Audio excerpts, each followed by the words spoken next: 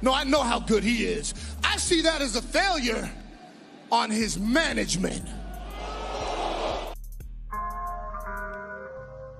If you come at the king, you best not miss. Acknowledge us.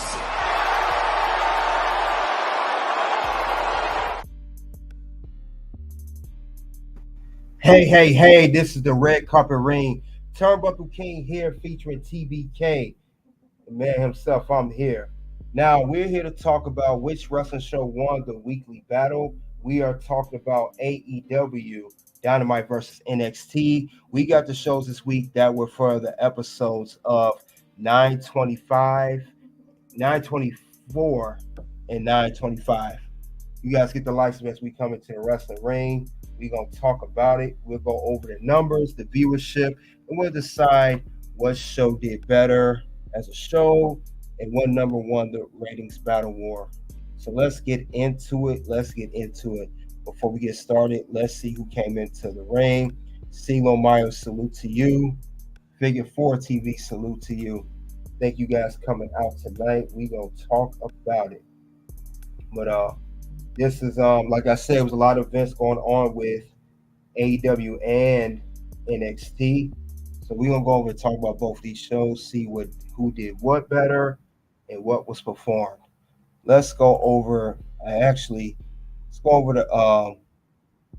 show the match card. We'll go over NXT viewership. We'll discuss that right now. Go over the numbers, go over the match card, go over the show as a whole, and see how the show did. So let's go over that real quick. And before we do begin, let's do one simple thing like we always do. You guys already know what the whole deal is. Real simple, real quick. Let's get into doing this now. Double tap. Not real. Trust me. But that doesn't do anything, man.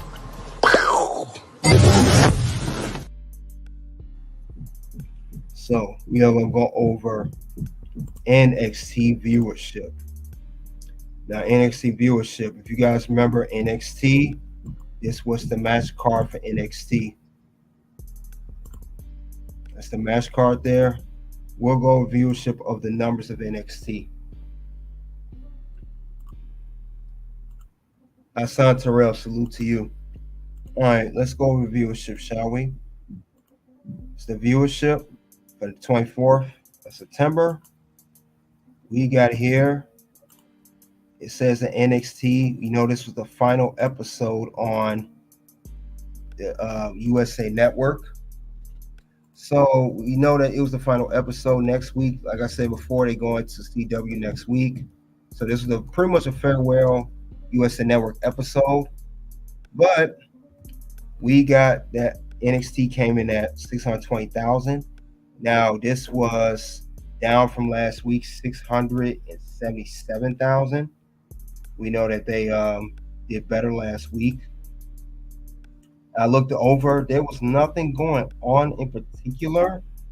I don't think there was no big events going on, no election, no campaign or anything of any sort. But anyway, they went down. It was down 10%. The show was 0.19 in demographic. Last week's to 0.21. And it says, as it stands, NXT is down 11% in overall viewership compared to this time last year. And they're going to head into the broadcast television debut. We have seen this with WWE. We saw this with Friday Night SmackDown.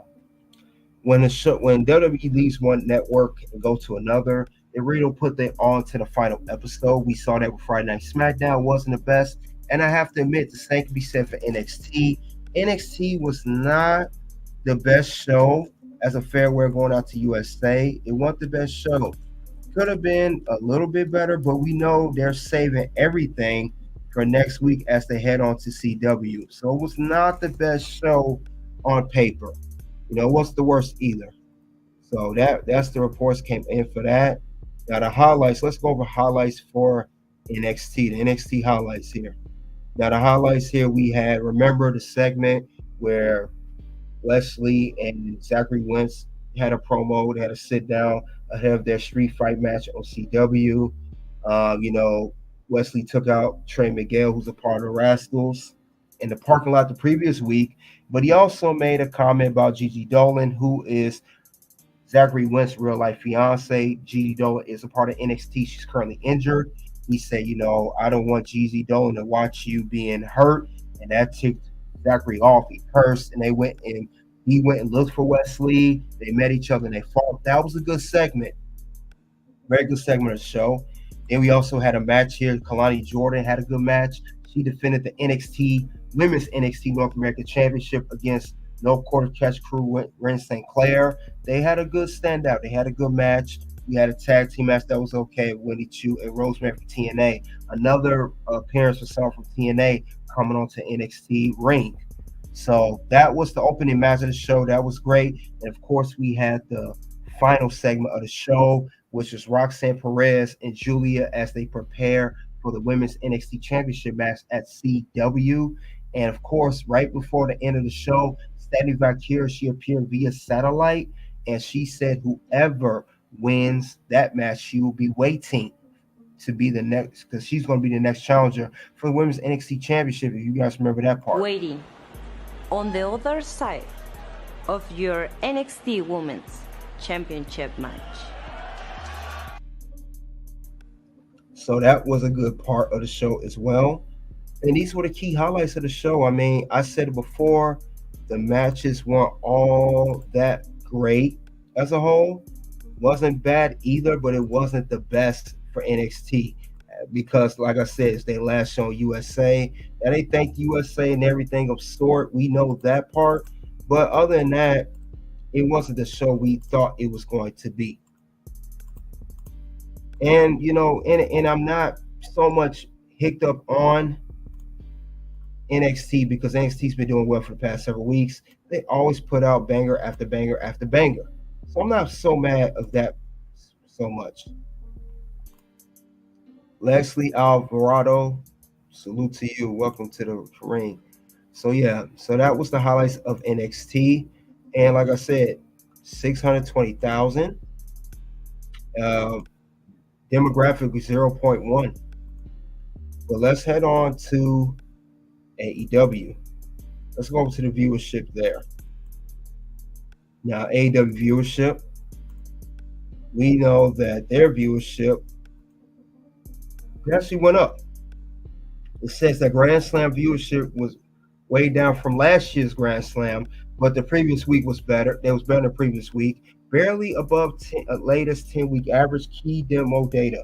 Now, this was a big show for AEW. They have Grand Slam this week that they just had, and of course, they have the 5-year anniversary next week. So, let's see how the numbers did. We have here that they average for AEW, it was a 702,000 viewership. So they pulled that number in, and it said it was better than last week, which was 687,000, and the week before that was 716,000. Now, this time last year for a Grand Slam, it was 855,000 viewers. So that is a big drop. And then 2 years ago, it was 990. If you guys notice, for every year, if you guys notice, if you look at the numbers here, AEW Grand Slam, the viewership drops every year. I mean, you guys see that every year it drops. That's not a good thing. It's supposed to be one of your best shows of the year, but your viewership says otherwise. It drops every year. How do you go from 990,000 2 years ago, then a year ago 855, and now you're only at 702,000? That's not good at all for AEW. That's not good at all. And you, as we know, the roster has changed drastically on the AEW roster for the past several years. So we know that, but that's still not a good thing for that as a whole. Still not good at all. So this is crazy. This is wild. And this is the match card for AEW Grand Slam. If you guys don't remember, look at the match that were advertised. You got the AEW Championship match, Bryan Danielson champion versus Nigel McGuinness challenger. You have Darby Allin versus Jon Moxley. Jon Moxley challenged Darby Allin for his AEW Championship opportunity. Then you have Mariah May versus I can't pronounce her name, Yuka Sakazuki. Then you have Will Ospreay and Kyle Fletcher versus the Young Bucks for the AEW World Tag Team Championship. Prince Nana did an update on Swerve Strickland because he's out, following the All Out thing, the match against Hangman Adam Page. Roger Strong versus Hook for the FTW Championship. Jack Perry has an open challenge for the TNT Championship. The Learning Tree versus the Conglomeration Tornado Trios match. Sammy Guevara challenging Okada for the AEW Continental AEW Continental Championship Eliminator match. Then you have Hangman Adam Page versus Jared Lumberjack strap match. Then you have Saraya versus Jamie Hayter. Saraya's rules, whatever.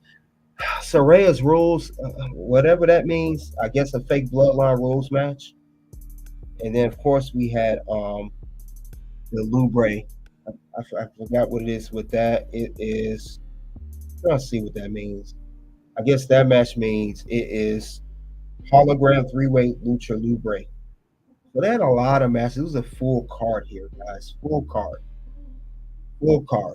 Now let's go over the highlights of AEW Grand Slam. Let's go over the highlights here. Let's see what are the main highlights here for this show. Let's see. Highlights here.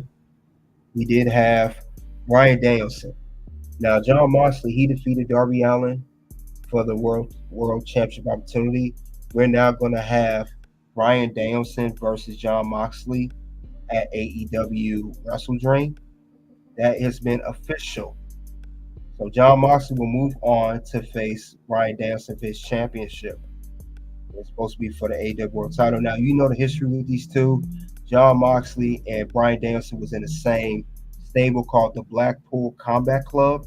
It was consisting of Bryan Danielson, Jon Moxley, Wheeler Yuta, and Claudio Castagnoli. If I said his name right, whatever. You know what I mean. They turned on Bryan after he retained his title at All Out versus Jack Perry. They turned on him. So with that being said, they turned on him.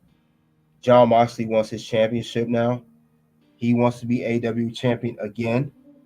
And we know that Jon Moxley is a former 3-time AEW World Championship. He's held that belt more than anybody on the AEW roster. So no one's held that championship more than Jon. Will he win at Wrestle Dream? I don't know. That remains to be seen because you guys know the stipulation. Bryan, when he won the championship, it was title versus career when he beat Swerve. We are aware of that. But the thing about it is, if Jon Moxley defeats him, if he defeats Bryan Danielson for the championship, and if Bryan loses, not only he loses the championship, his career is over. So we have to keep that in mind. That stipulation is still on. That was a highlight. Now, what I'm about to get into is when Bryan, when we saw that he defeated him for that. When Jon Moxley defeated Bryan Danielson for that. When he defeated Darby Allin for the opportunity to face Bryan Danielson, Bryan Danielson came out of nowhere and he attacked. He attacked Jon Moxley. He choked him out. Put something around his neck, and he made a very statement saying it's going to be me and you at Wrestle Dream. He says he's going to kick his head in. He's going to kick his effing head off. So that's the match that we're going to get now. That is official. That's going to be official now. This may be more likely going to be the main event for Wrestle Dream. So it's going to be on paper. It looks good. Bryan Danielson don't perform in bad matches. A great performer.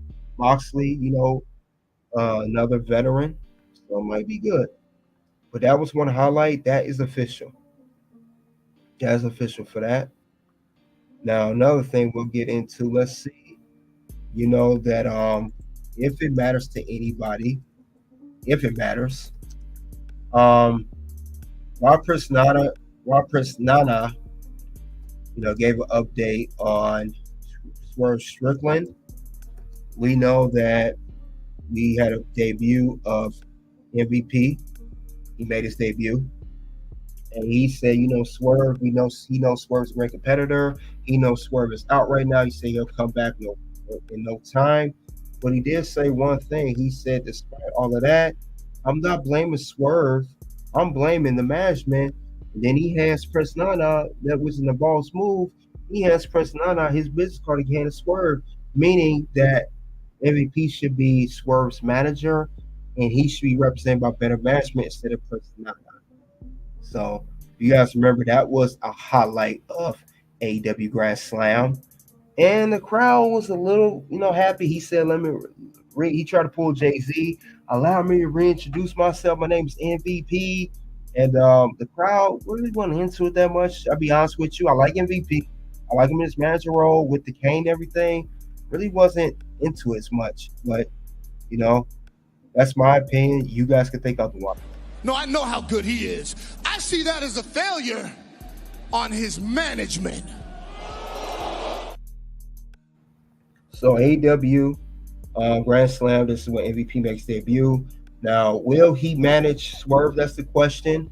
Or I'm guessing this would be the logical thing to do. Let's say, I was thinking if AEW got sense, they don't write stories very well.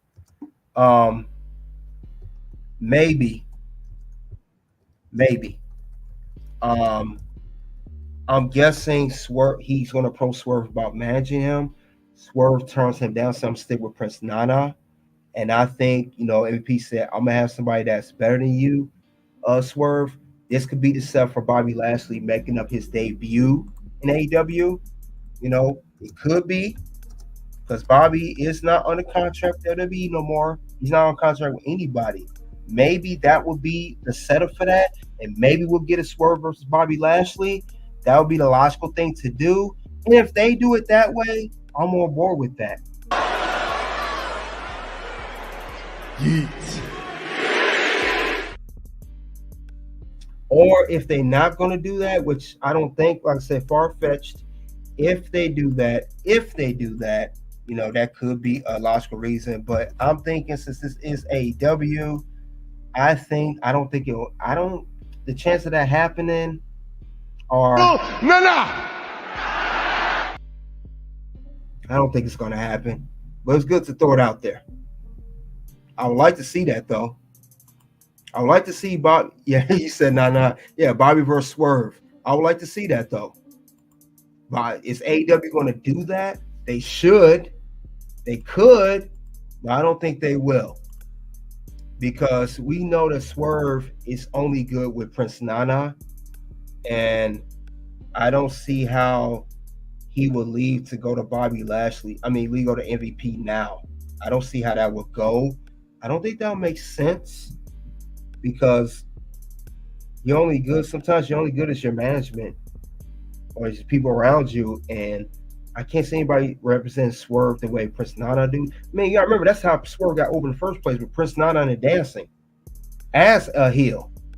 I don't see how that would happen now. I don't.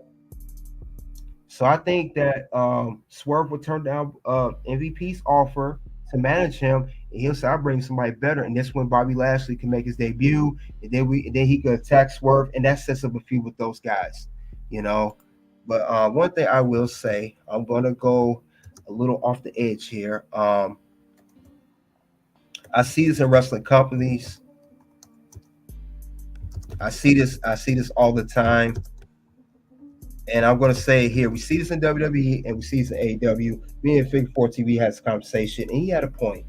When Swerve, we see what he doing his thing. He's a former AEW World Champion. Great. Now we see MVP is coming in.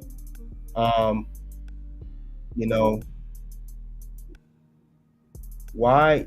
With the exception of Ricochet, Most of the time. Why does it always be black versus black? Why do they always have to pair the black wrestlers or managers or figures with other black wrestlers? With the exception of Ricochet. I'm going to say it again. I know people say, well, Ricochet, he's where we're all spray. That's the exception to the rule. Most of the black people in wrestling always go straight to black people first. We see it. Look at MVP right now. Look at Red Velvet. Look at Jade Cargill when she came to WWE. Pair with Bianca. You know, it's not just, it's very few they don't do that with. You know, I don't want to play the colorism game. I really don't. You know, but that's how they're doing it. And Ricochet, respectfully, Ricochet is a light-skinned black man. He's more towards, he look like he could be biracial. I don't know his his actual nationality as far as or his, if he's biracial or if he's black or not. But I'm saying most of the black wrestlers, men and women, AEW or WWE, they always pair them up with other black wrestlers. Like I said, see with MVP, Jade Cargill when she was in AEW, even with the baddies, and then she go to WWE with Bianca. You know, we see that they do that all the time. Look at the black stables. You know, you had the Hurt Business, all black people. We see this, like I said, it's quite often. We always see only black stables. I would like to see more diversity with stables. Now, we can say the only thing I did see that with, the only thing I did see that with, but it didn't last long. That's the thing. We seen it before, but it didn't last long. We didn't. And you guys know that when they do decide to go that route, they don't do it for a long period of time. We don't see it for long. We don't. You know, we don't really see it that much. You see a little bit of it, but you don't see it enough. And I just don't, like I said, I just wish we could have more diversity. Not just black, with the blacks or going on against blacks. Let's all wrestle each other. We all one wrestling dynamic. Exactly. Why do we still have a black program on the card? That's what I'm saying. That's exactly what I'm saying, though. I don't get that. I don't get it at all. You know.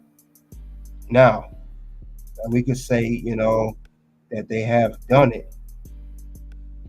But it don't last. It don't last for a long time. It don't last. And they don't get enough airtime. I don't see it. Now, there are some exceptions to the rule, like I said before.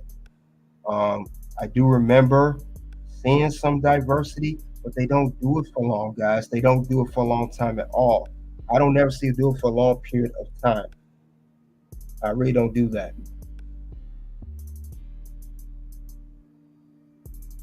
So I don't understand what the whole logic is.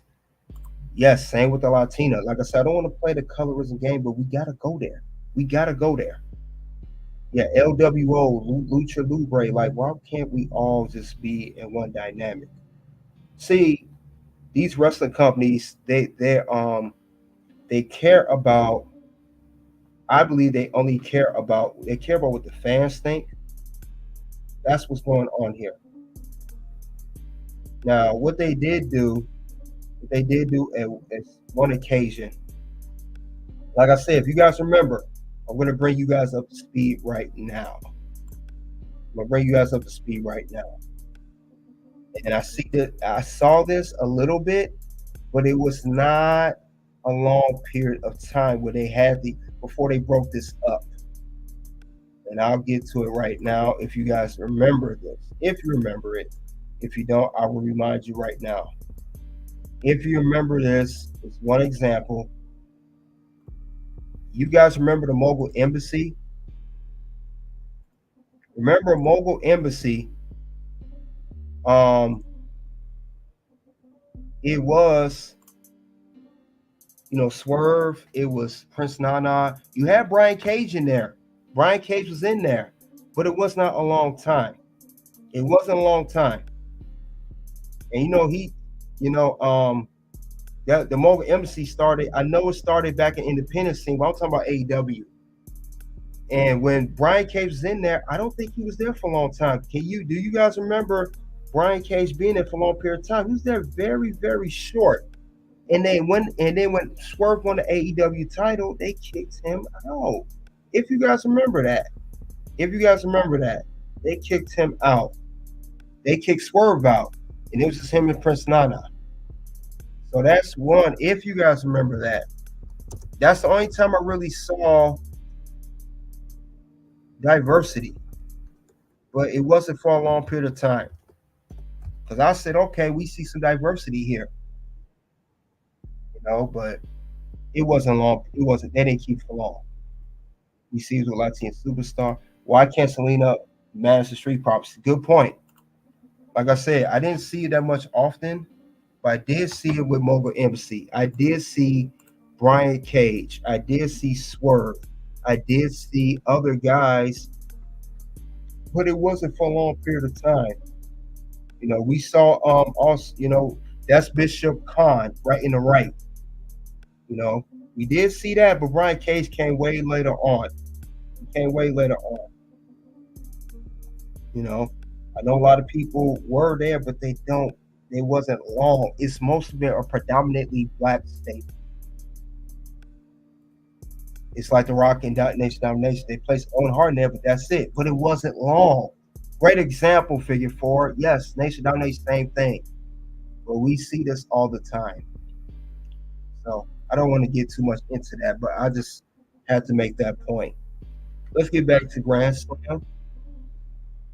There's been some Grand Slam's been questionable numbers.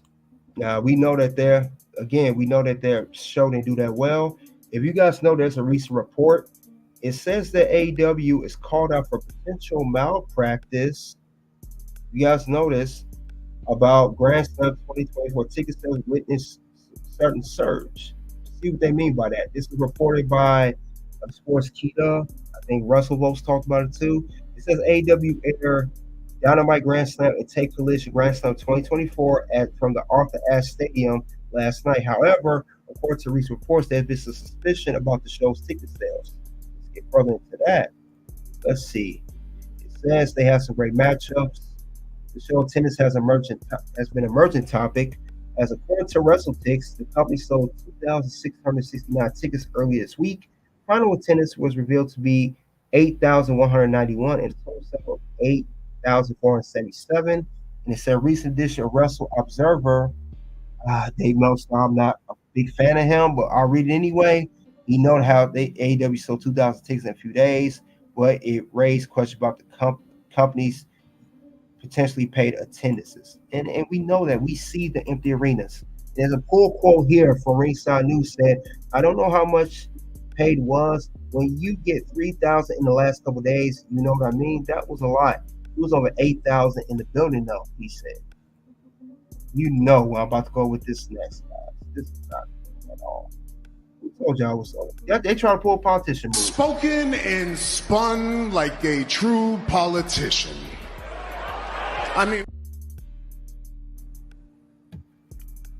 seriously, what are they thinking? What are they thinking is this goes on a list without a doubt. You know what's gonna happen? No. Words? No. You just made the list. Yeah, this is bad. This is not good at all. Not good at all. This is terrible.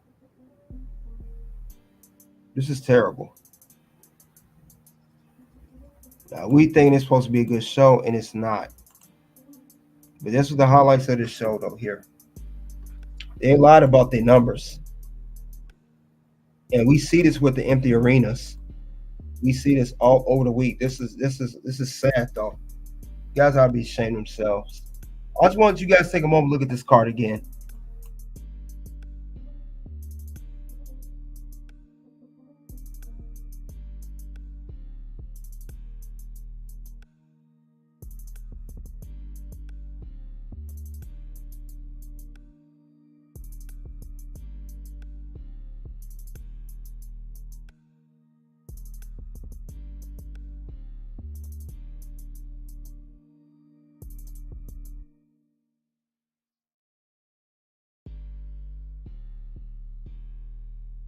just look at this card. I mean, it just don't measure up. You got all this is a whole bunch of filled matches that's not doing anything. They definitely made the list on this one. This is terrible, guys. Do better. And like I said, AEW do not know how to book a show. Now we got Bad Blood coming up for WWE. 5 matches, that's all you need. Even look how the Raws and SmackDowns constructed. You can have 3-4 matches and it's doing well. Do better, AEW.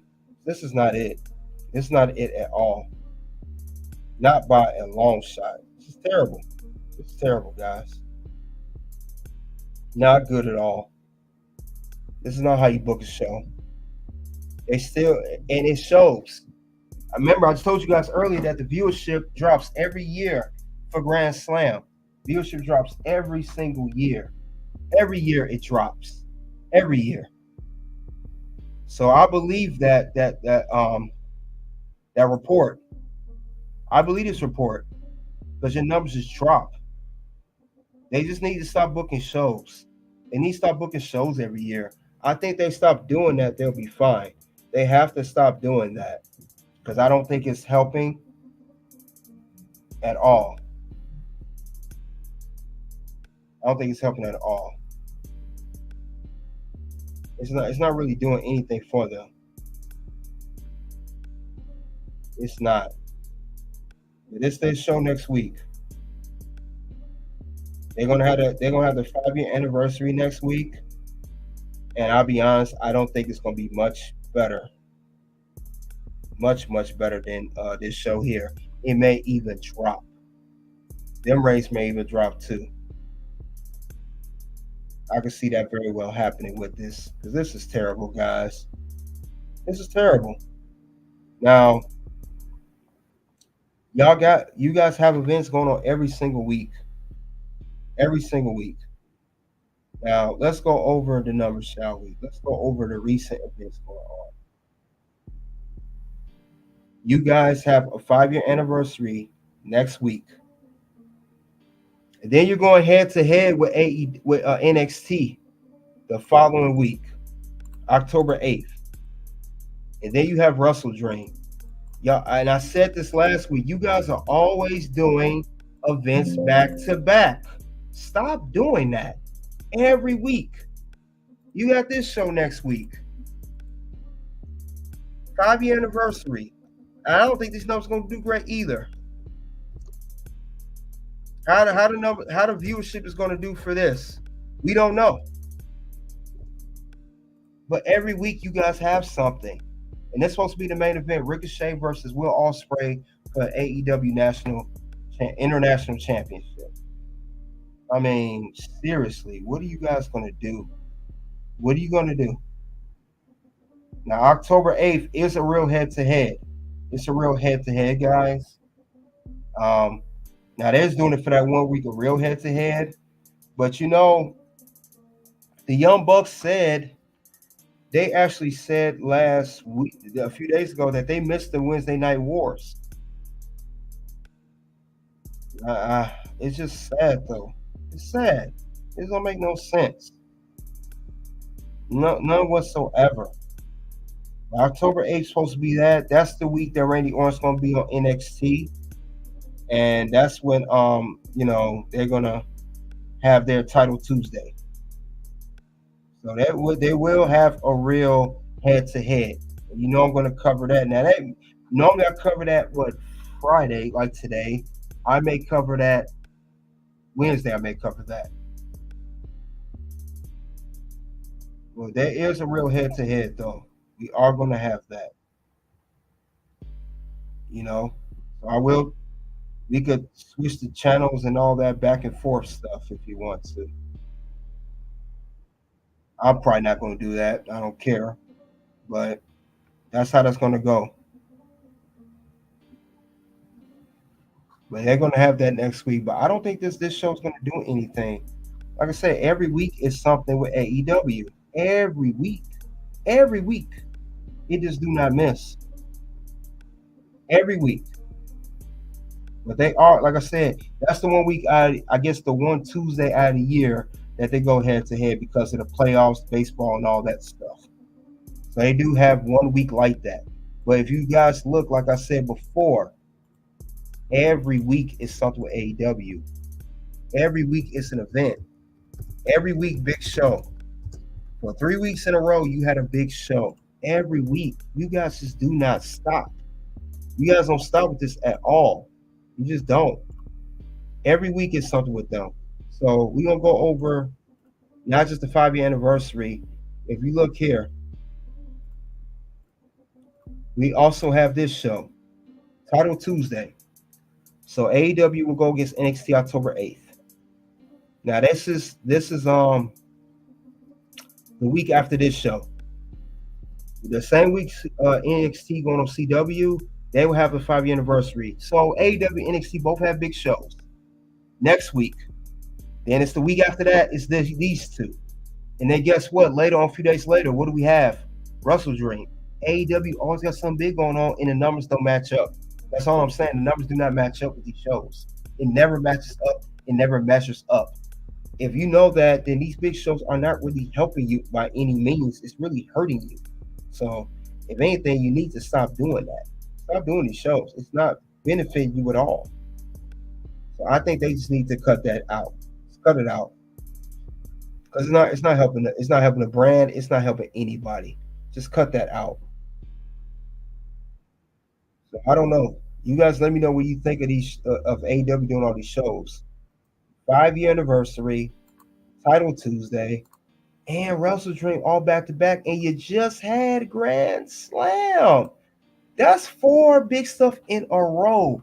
That's 1, uno, dos, tres, quattro. 4 things in a row, and you still can't pull numbers. I mean, they keep saying Shane McMahon's going to come to. They keep saying he's going to come to AEW. He's supposed to come at Grand Slam reportedly, but he didn't. Is he going to come at 5-year anniversary Dynamite? We don't know. Is he going to come at AEW Dynamite Title Tuesday? We don't know. Is he going to come at Wrestle Dream? We don't know. We don't know what show he's going to go to, but it's always a big show every week. Every week, big show. So I just need AEW to get it together. I really hope they do. But this is bananas at this point. It's bananas. It's definitely bananas. I don't get it with that. I really don't. So I really hope something is better. They do something better. I really hope so, because this is just beyond ridiculous. Every week something going on with this show. Now, both shows, as a whole, they because they both have because they both didn't have anything. I would say both shows were not up to par this week. Dynamite was okay. Dynamite was Dynamite, and even NXT was okay. But we know they're setting up for shows next week. We know that. We know that's the case. So it's really no winner here as far as quality of shows. It's a draw. For the first time that I've done these type of show and compare AEW NXT, I want to say it's a draw. It's a draw. No show is really better than the other. But see, Dynamite ought to be ashamed of themselves, because that was a big marketing show. It's a Grand Slam. At least NXT, that was their last show on USA. But we know WWE did that on purpose. But still, the numbers remain. It's a draw. I mean, the numbers don't lie. We had what? NXT 620, AEW 700. Now for viewership, I will give AEW win on viewership. They win the viewership. Before I give them their credit, where credit's due, AEW did win viewership. They won the viewership. They had 702,000 compared to NXT 620,000. So that's what an 80,000 viewership difference. But other than that, they didn't win anything else. You won the viewership, but the quality of shows a draw. That's remained. That is inevitable. That's the way around that. Other than that, though, guys, that's all I have with the shows. That's all I have with this as far as that goes. And there's no more to be said. That's all I have for Rich Wrestling Show 1, the weekly battle. We are talking about NXT to come on Tuesday nights versus AEW Dynamite come on Wednesday night. NXT had their last episode on the USA Network. Dynamite had their show, which was a Grand Slam, which is something they do annually. You guys let me know what you think of both shows in the live chat in the comment section below. Greatly appreciated. We will cover next week NXT debut on CW, and AEW does have their show of the 5-year anniversary of Dynamite. So 2 important shows next week, and Title Tuesday the week after. So it's definitely going to be heating up. You don't want to miss it. I will compare numbers, and I expect a rise in both shows the following week. I do expect a rise. Soon to videos will pop up, guys. You guys click the links below. Check that out. You guys already know what it is. It is OUT. If you come at the king, you best not miss. Oops, wrong button. Excuse me. That's not the button I meant to press. The real button I should have pressed. My apologies for that, guys. You know, I'm on a roll here. But other than that, though, guys, that's, like I said, it's really all I have with the shows. OUNT. Something happened this weekend, and I have been struggling with it since I retired. But this weekend gave me closure. Wow. It really did. Like, it was fun. Obviously, it was fun. I mean, you can't, doing this for as long as I have and being involved.